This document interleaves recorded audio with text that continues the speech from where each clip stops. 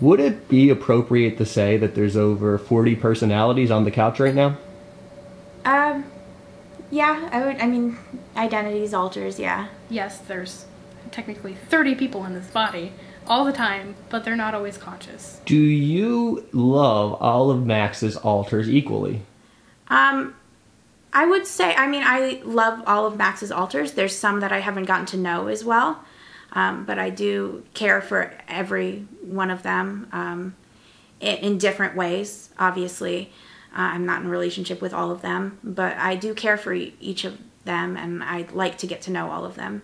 Welcome to SBSK. Join me as I travel around the world and interview individuals living with a condition to prove no matter how you communicate or what obstacles you face, you're always deserving of love and acceptance. So without hesitation, let's meet today's friend. I'm meeting you for the first time. What do I need to know?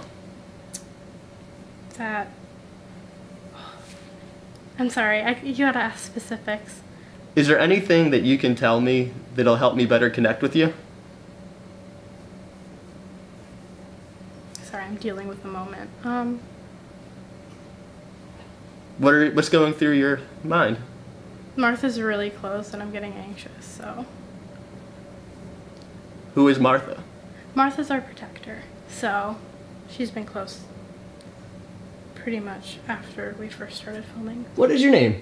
My name's Scarlet, and I'm an alter in Amelia's system. What does a protector do? A protector makes sure that we're okay. So she knows that I'm anxious right now, and she's kind of throwing herself at me, like, let me take over, because she likes the whole YouTube thing and, you know, like doing interviews and interacting with people. So are you Max right now, or are you Martha? I'm Max. I'm always Max. If I go away, then it's just Martha. Martha isn't Max. Max isn't Martha. Like, we're our own separate people. Alters are basically their own sense of self. So they are basically their own people, even though they are part of a whole because of how separated they are and how dissociated they are. So they have their own names, their own gender, their own pretty much everything. Tell me about yourself, Scarlet.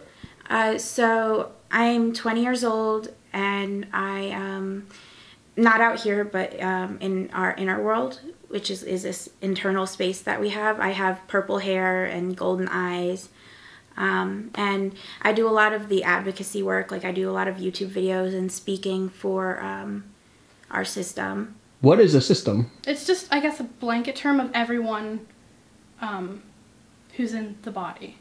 So the alters make up a system. Do you know how many alters you have? As far as I know, we have in total around 30. Did your system make a conscious decision to have Scarlet be present today, since it's an interview and a social thing? Yeah.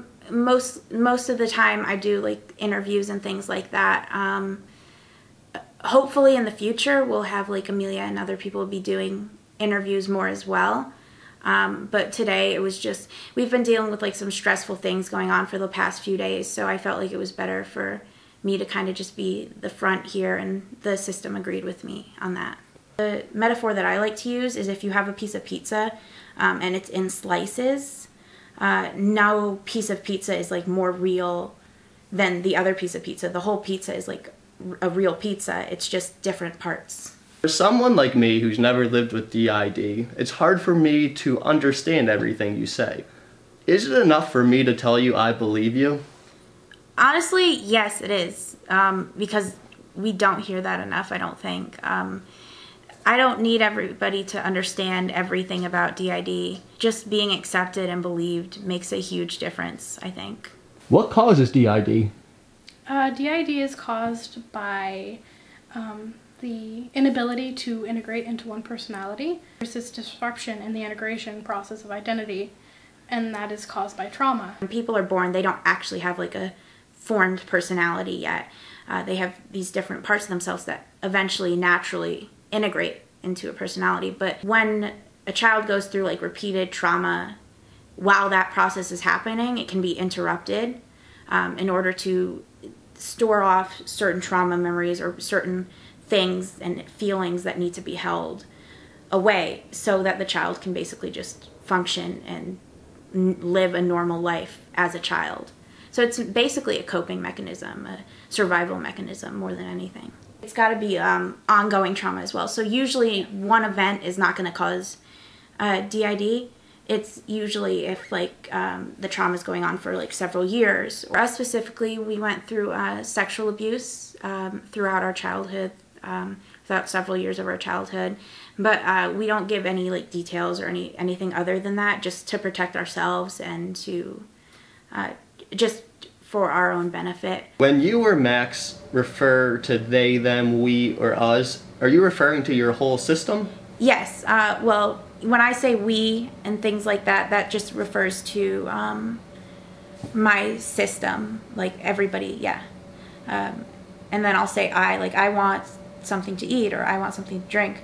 I'm just talking about me specifically. But if I say, you know, we moved from here to here, that would be talking about like my whole system.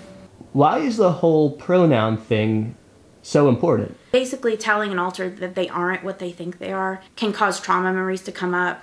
If an alter, you know, is a male, in even if they're in a body that's like a female body, it can be a very distressing to them and confusing to them to refer to them as like a female. What are the benefits of being with somebody who's also diagnosed with D.I.D.?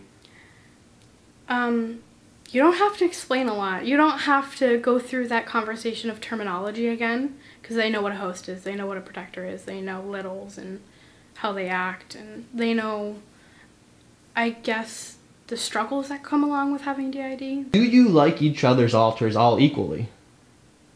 I don't know. I mean, I don't think I can answer that. Like, I don't want to offend anybody, but like, I just don't know all of Max's alters to the extent that I know Max. So some alters still don't know that we're not in the same household.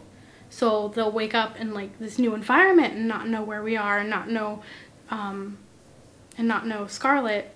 So they'll be suspicious and kind of on edge.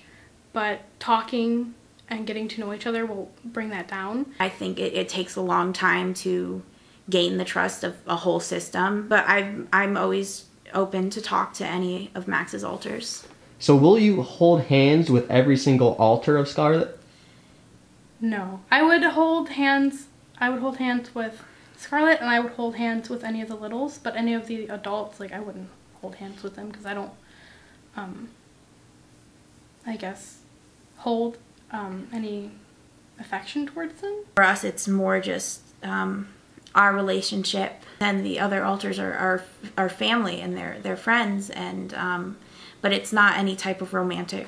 I think it's pretty similar to other relationships, except, you know, you have these other people that are there. Max and I clicked very well, I think, to begin with, and then I started to meet Max's alters, like Martha and Kit, and I also clicked very well with them. They're like family, but they're living with you all the time, so it's learning to get to know each other like that, and learning to get to know these other family members, basically, and gaining their trust and letting them scope you out and things like that. I kind of have to say the same answer because I don't know all of them as extremely personally as I do Scarlet. So of the ones that I have met and of the ones that I do know of, they're all amazing people, and I care for them so much, even if I don't know them as like my best friend. Like, they're very important to Scarlet, like they're her family, so they're my family because she's my family. What happens when an alter is present that you're not in a relationship with? And then we usually just talk and get to know each other, and just kind of work on like forming a friendship and things like that. Are you able to identify which alter is present in each other? I would say most of the time, like, even if I don't know who it is, I can usually tell, like, if somebody else is out. I think you can tell if Kay's out usually, and because Kay's my 6-year-old alter, so her behavior is pretty drastically different. And then I don't know about Jax, like. Oh yeah, I can tell when Jax is out. And Jax is a male alter in my system. So where are we now? So this is just a corner where we keep stuffed animals and different things. It's kind of like a calm place. What is your biggest challenge? Honestly, the biggest challenge for us is the stigma that we experience. Because when we were like children, a lot of us were told, you know, don't say anything about what's going on in your life and like or certain parts of your life. You can't start to heal until you're open, and you can't be open if you're scared that everyone's going to judge you all the time. It's also a good space for like if a child alter comes out and they're dealing with like trauma and things like that. But yeah, we've got like stuffed animals and this bag that has like twisty stuff and like chews and things like that. We've both been through trauma, so I think we can understand what each other are dealing with more so than just the average person who doesn't live with D.I.D. And I think that gives us a unique opportunity to be able to support each other more. Do you find that your younger alters gravitate towards this corner? Yeah, they tend to gravitate towards like the safe spaces that they feel like are safe spaces. A lot of we have a bunch of coloring books for them and things like that. Do people sometimes feel that accepting your D.I.D. is validating it and they don't want to validate it?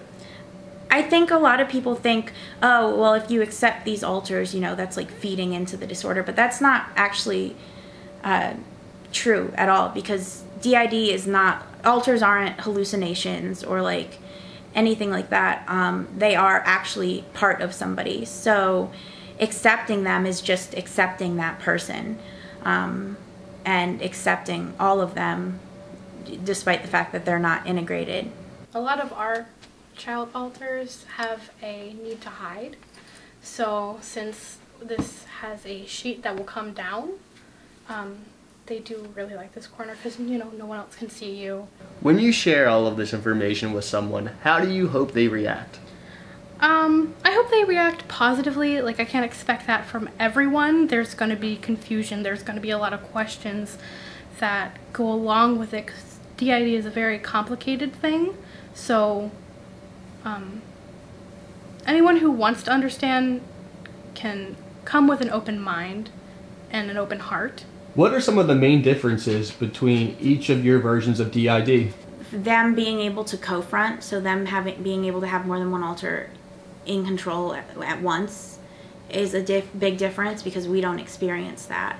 So do Max and Martha each have different opinions of the situation? Being on camera, being in front of lights? Yeah. What does Max think?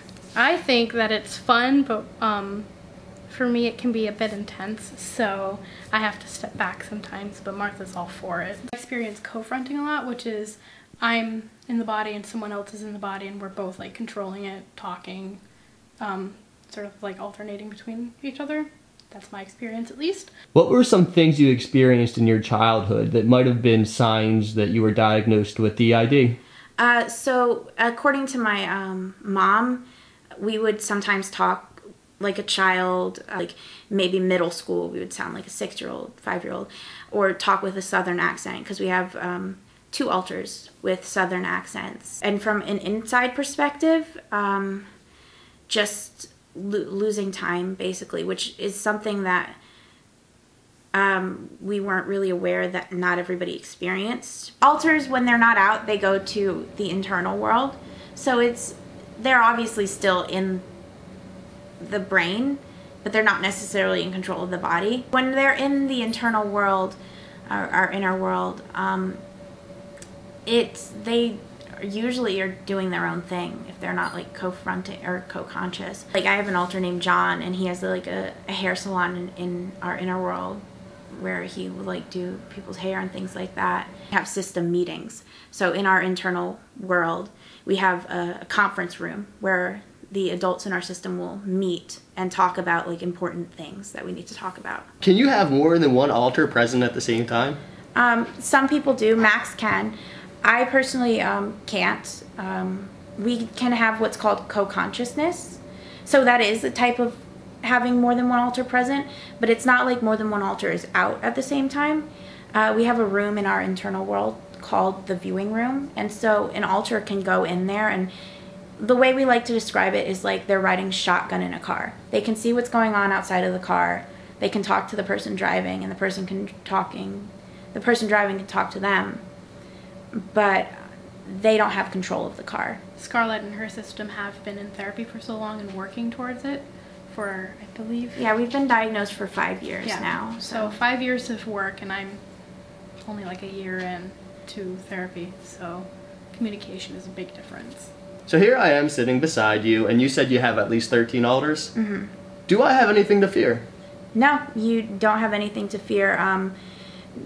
We've had some alters in the past who have self-harmed and things like that, but we've never had an alter hurt anyone else. Like, anybody with DID is more likely to harm themselves than anyone else, and I don't have any alters that have any urge to hurt you or hurt some random person on the street or anything like that. The world needs to know that DID is not dangerous in any context. I've never experienced anyone in my system hurt anyone. I've never even heard of an instance where anyone has hurt, anyone with DID has hurt someone outside of their system. It's just a disorder that does not deserve as much stigma as it gets. People with DID can live functionally without integrating. It just means learning to, for example, negotiate with your alters. Like if you have a child alter that wants to come out in the store or something because they see candy they want, it's learning to say, hey, if you wait here, you can have some candy when we get home. We've had like a lot of bad portrayals in Hollywood and things like that. That doesn't represent who we are. And DID is honestly just the result of a child trying to protect themselves, and we just really just want to live our lives and be able to enjoy our lives like anyone else, I guess. Thanks for watching. It's our mission to show that the world is a better place when everyone has the opportunity to be part of it. If you want to support that, click the big yellow SBSK button to subscribe. Thank you, and we'll see you next time.